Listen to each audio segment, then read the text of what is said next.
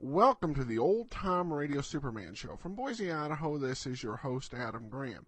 If you've got a comment, please email it to me, adam@adamsweb.us. Be sure every month, please cast your vote for the program on Podcast Alley. And I also encourage you, if you've not already, you can pick up or download a copy of our book, Tales of the Dim Night. More information is available at dimnight.com. Well, we're going to go ahead and take a listen to the next chapter as Clark Kent and Batman are off in pursuit of the bad guy. It's Dr. Blythe's Confidence Gang, Part 5. Kellogg's Pep, the super delicious cereal, present The Adventures of Superman. Faster than a speeding bullet. More powerful than a locomotive. Able to leap tall buildings in a single bound. Look, up in the sky. It's a bird. It's a plane. It's Superman. Yes, it's Superman. And today, as Clark Kent, he and Batman are searching the amusement park for Jimmy Olsen, Dick Grayson, and Lois Lane. The startling resemblance of Lois Lane to Dixie Lamart, who was wanted for murder, suggested to Dr. Blythe, head man of a confidence ring, a plan whereby Lois would be forced to face the murder charge. Lured to Playland Amusement Park outside Metropolis, Lois disappeared under the eyes of Jim Olsen and Dick Grayson, in reality Batman's assistant Robin, while riding in a boat along the River of Horrors. Summoned separately by Jimmy and Robin, Kent and Batman arrived only to find that meanwhile the two boys had also disappeared. But they did spot Dr. Blythe, still wearing the dark glasses and white wig in which he was masquerading as Mr. Hemingway, press agent for the amusement park. Kent and Batman gave chase as Blythe ducked into the Hall of Mirrors, and as we join them now, they are virtually lost in the maze of mirrored corridors. Listen. Oh, we'll never get out of this labyrinth, Kent, let alone find anyone. Maybe we'd better turn back. Lose that bird with the white hair and dark glasses, he's our only clue. I know, but we seem to be going around in circles. Unless I'm crazy, we've passed that mirror 5 times, the one that makes you look skinny. It's not the same one. Well, it looks the same. Well, maybe they all look alike to me by now. I'm getting dizzy. Mirrors on the walls, mirrors on the ceiling, even mirrors on the floors. Why people pay admission to come in here, I'll never know. Look out, Kent, you're walking right into a mirror. No, it's an optical illusion. The corridor takes a turn here. Well, you've got better eyes than I have, I'll tell you that. Yeah, that's one trouble. They're not good enough. What do you mean? Well, all these mirrors must be backed with lead in addition to a coating of mercury. I can't see through lead. Well, who can? Well, ordinarily, Yeah, I guess I'm not making much sense, am I? Well, I'm not surprised. This place is my head spinning like a top. Can't think, let alone make sense. We'll be out of it soon.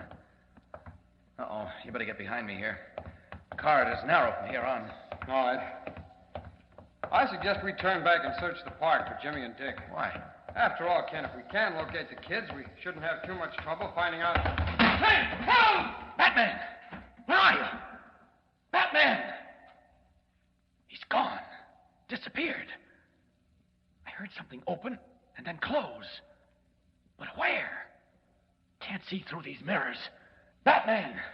Where are you? Batman! Answer me! Robbed of his X-ray vision by what's apparently lead coatings on the backs of the mirrors, Kent is helpless, even as Superman, to locate his suddenly vanished friend.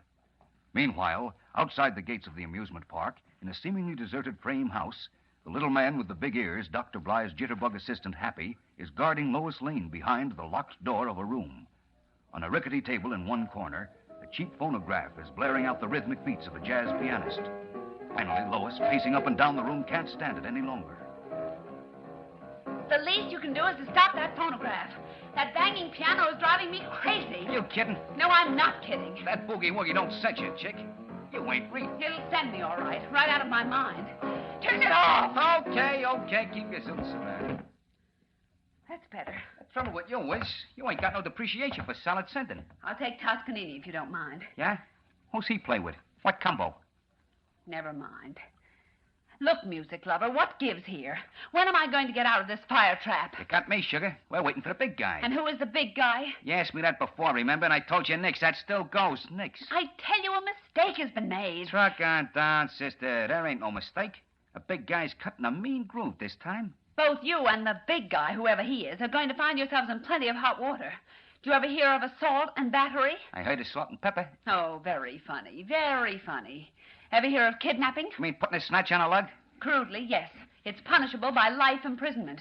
So unless you want to spend the rest of your days behind bars, you'd better unlock that door and let me out of here. So pipe down. And don't tell him I was playing that jive box or you'll catch real trouble. Open up, Happy. Come in. What took you so long? I was just... Close the door and lock it. Read.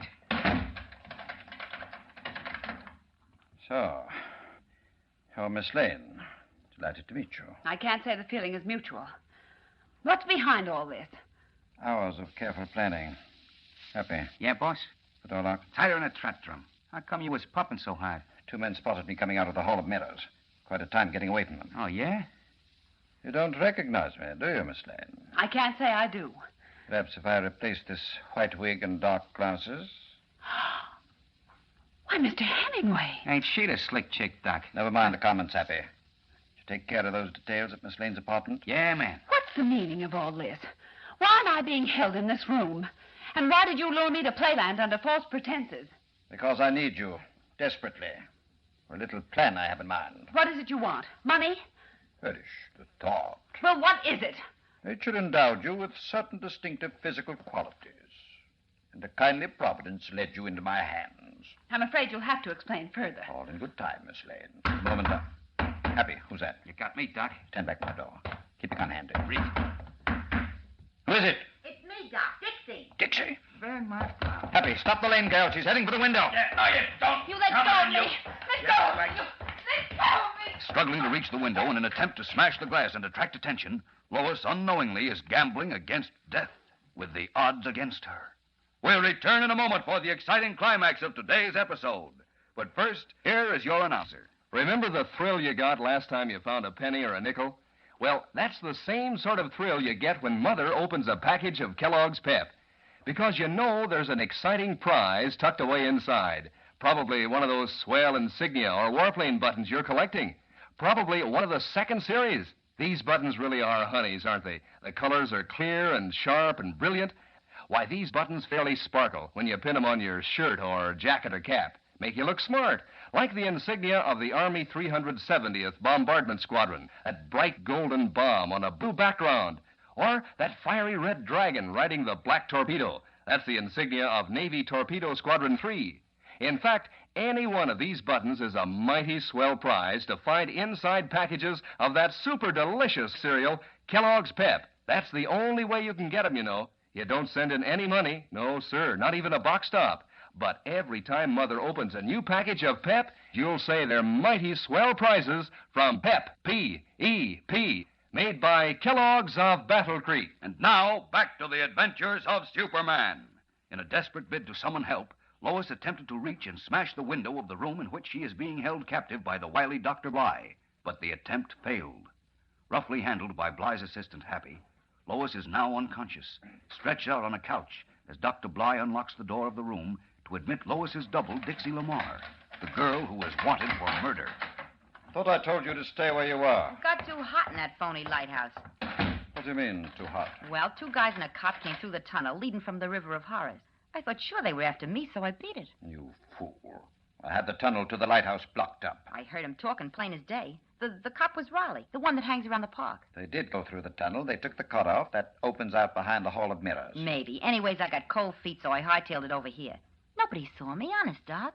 Why do I allow myself to become mixed up with such imbeciles? Happy. Yeah, Doc? Get a glass of water. Drop this powder into it. Force the water down Miss Lane's throat. Reach. So that's the dame looks like me, huh? With more brains in her little finger than you have between your ears. Oh, yeah? She's gonna burn, ain't she? Does that take brains? Don't lead me into any deep discussions at this time, Dixie. Liable to say some things that might embarrass you. Any event, we haven't time for idle chatter. We have work to do. Important work. Just pour it down her throat, Doc? Yes, all of it. Hey, what's that for? Just a little potion to make certain she's dazed and confused when she awakens. Now, Dixie, Yeah? change clothes with her. Change clothes. You heard me. All your clothes. Incidentally, is that the dress you wore when you stupidly shot the federal agent? Yeah. Good. Comb her hair the way you comb yours. How are you going to work this deal, Doc? Very simply, once we have Miss Lane dressed in Dixie's clothes, including a mink coat... My mink coat? Oh, no. I'm not giving that up. What would you prefer to give up, you little fool? Your mink coat or your life? Ah, Doc, please. Give a gal a break. I repeat, your coat or your life. Don't be a trip, Dixie. Okay. Let her have it. If this scheme works, Dixie, I'll buy you another. You heard that, Happy. Yeah, I'm writing it on ice. All right, let's get going now. Dixie, start switching clothes while Happy and I go into the next room to make a phone call. And don't dawdle. Don't what? Don't waste time. Oh. Come on, Happy. Shag it right along, Doc. One of these days I'm going to take some time off and teach you the king's English. You don't have to, Doc. I know he's English. Whoever said ignorance was bliss must have been thinking of you, Happy. Gee, thanks, Doc. And what's the lowdown? As soon as Dixie gets the girl dressed in her clothes, we're going to carry her out of here and sneak her into some dive in downtown Metropolis. That's where the police will find her. How they gonna find it? I'll show you. Where you calling? Listen and you learn. I'm listening. Hello? Metropolis Police Department? Huh? I'd like to speak to Inspector Henderson. Yes, it's important. Just tell him a friend. Keep your ears open, Happy. I'm right on a beam. Hello? Inspector Henderson? You want a girl named Dixie Lamar for murder, don't you? Never mind who this is. Just listen. You'll find Dixie Lamar at the Red Devil Cafe on South Street. I said you'll find Dixie Lamar at the Red Devil Cafe on South Street. Forging the last link in a deadly chain of circumstantial evidence aimed at pinning a murder rap on Lois Lane, the diabolical Dr. Blythe tells Inspector Henderson where the false Dixie Lamar can be found. Will Blythe's daring plan hold water? Or can Lois free herself from the trap? And what about Batman, lost somewhere in the baffling Hall of Mirrors? And Jimmy and Dick Grayson. Yes, and Superman at the moment helpless and confused. Gang, there's excitement and thrills in every minute from now on as Lois Lane literally battles for her life. So don't miss it. Tune in tomorrow and every day, Monday through Friday, and follow The Adventures of Superman. Faster than a speeding bullet.